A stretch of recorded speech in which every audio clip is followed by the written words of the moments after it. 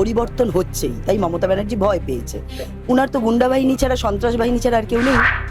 এই পশ্চিমবঙ্গে অলিখিত ইমার্জেন্সি চলছে, তার থেকে মানুষ মুক্তি পেতে চাইছে। আমরা 3,000 টাকার অন্নপূর্ণা ভান্ডার দেব, মানুষের না মহিলাদের কর্মসংস্থান দেব, তাদের যে ইনফ্রাস্ট্রাকচার মুখ্যমন্ত্রী দিয়েছেন, রাত 8টার পরে বাইরে বেরোবেন না।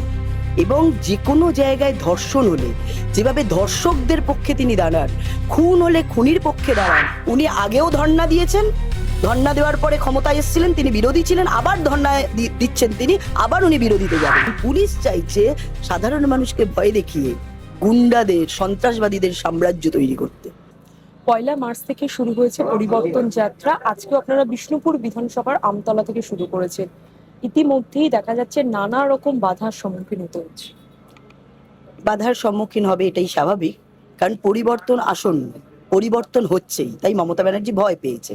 উনার তো গুন্ডা বাহিনী ছাড়া, সন্ত্রাস বাহিনী ছাড়া আর কেউ নেই। তো সন্ত্রাস করাই উনার একটাই হাতিয়ার, সে ভোট জেতা হোক, মানুষকে জেলে পোড়া হোক, কিংবা ভয় দেখানো। তো এটা উনার একটা হাতিয়ার, উনি ব্যবহার করছেন, মানুষ তার উত্তর দিচ্ছেন, এবং আগামী দিনেও ভোট বাক্সে মানুষ তার উত্তর দেবে। এত বাধা সত্ত্বেও যেভাবে মানুষ বেরিয়ে আসছে, সমস্ত কিছু ভয় উপেক্ষা করে, এটাই তার নমুনা যে পরিবর্তন আসন্ন। পরিবর্তন যাত্রায় প্রত্যেকটা মানুষের সঙ্গে আপনারা জনসংযোগ করছেন। সাধারণ মানুষ তারা কি বলছেন, তারা কি চাইছে, আপনাদের কাছে কি কি অভিযোগ জানাচ্ছে? এই পশ্চিমবঙ্গে অলিখিত ইমার্জেন্সি চলছে, তার থেকে মানুষ মুক্তি পেতে চাইছে। মহিলাদের যে পরাধীনতার বেড়াজাল মুখ্যমন্ত্রী দিয়েছেন, রাত 8টার পরে বাইরে বেরোবেন না। এবং যে কোনো জায়গায় ধর্ষণ হলে যেভাবে ধর্ষকদের পক্ষে তিনি দাঁড়ান, খুন হলে খুনির পক্ষে দাঁড়ান, সন্ত্রাস হলে সন্ত্রাসের যে যারা করে তাদের পক্ষে দাঁড়ান, এবং তিনি বলেন তিনি গুন্ডা কন্ট্রোল করেন। মানুষ এর থেকে মুক্তি পেতে চাইছে। যুবরা চাকরি চাইছে, মহিলারা তাদের ইনকাম সেটা চাইছে, তাদের সুরক্ষা চাইছে, তাদের সম্মান চাইছে।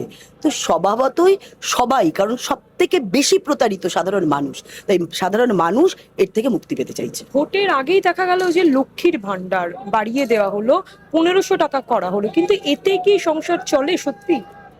দেখুন, একজন এমপি তৃণমূলের, তিনি বলছেন যে আমার বৌদির কাছ থেকে দাদা 100 টাকা নিয়ে তেল ভরার জন্য পয়সা নিয়ে রাস্তায় বেরোয়।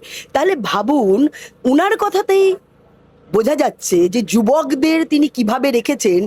1,500 টাকা লক্ষ্মী ভান্ডার দিচ্ছেন, যুবকদের বেকার করে রেখেছেন, সংসার চলবে কোথা থেকে?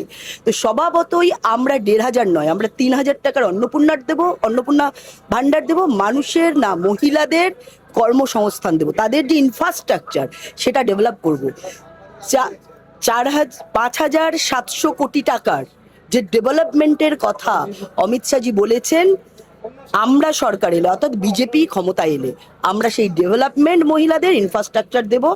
এবং আরও যে বিষয়গুলো মাননীয় অমিত শাহজি বলেছেন, যে 7 পে কমিশন সেটা চালু করবেন, এবং 5 বছর করে যেভাবে এই সরকার যারা প্রকৃত চাকরি প্রার্থী ছিল, যাদের মেধা তালিকায় নাম উঠেছিল, টাকা নিয়ে তাদেরকে বঞ্চিত করেছে, তো তারা যাতে সঠিকভাবে চাকরি পায়, যারা বঞ্চিত হয়েছে এই সরকারের থেকে, তার জন্য 5 বছর করে সেই ইয়ার বাড়িয়ে দিয়েছে, অর্থাৎ সবাই চাকরি পাবে, যারা চাকরি প্রার্থী, যারা যোগ্য।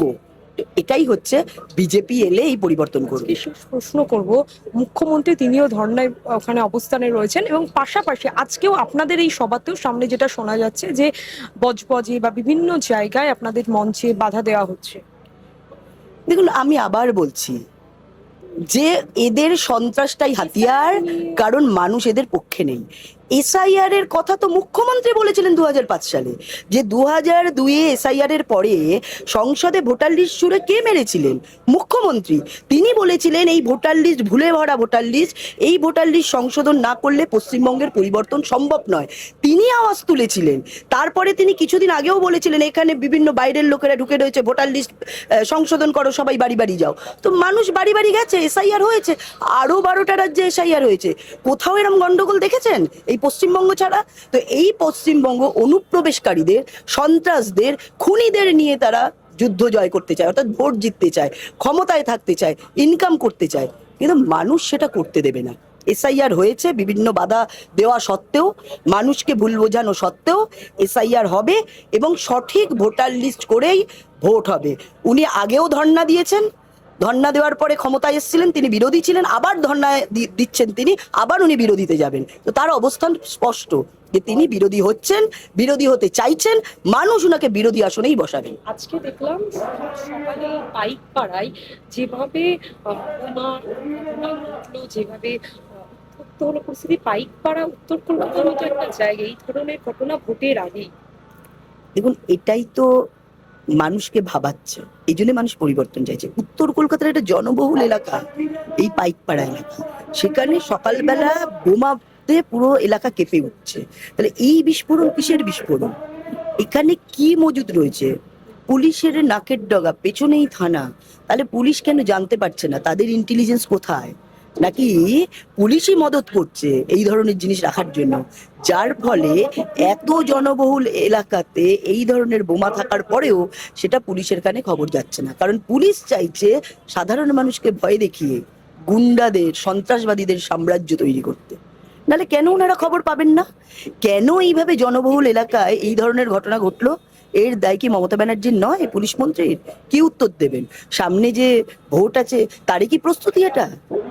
এটা কি বোমা এবং বেআইনি অস্ত্রের ভান্ডার এই পশ্চিমবঙ্গ, যে একদম নৈহাটি থেকে, বারাসাত থেকে, মেদিনীপুর থেকে আজকে একদম উত্তর কলকাতার জনবহুল এলাকা পাইকপাড়ার মতো জায়গাতেও এইভাবে বিস্ফোরণ হচ্ছে? কোথায় লুকিয়ে রয়েছে এরা? সেই জন্যই আমরা বারবার বলছি, অনুপ্রবেশকারী এবং সন্ত্রাসবাদীদের নিয়ে যে ধরনের সন্ত্রাস মমতা ব্যানার্জি চালাতে চাইছেন, এটা তারই নমুনা।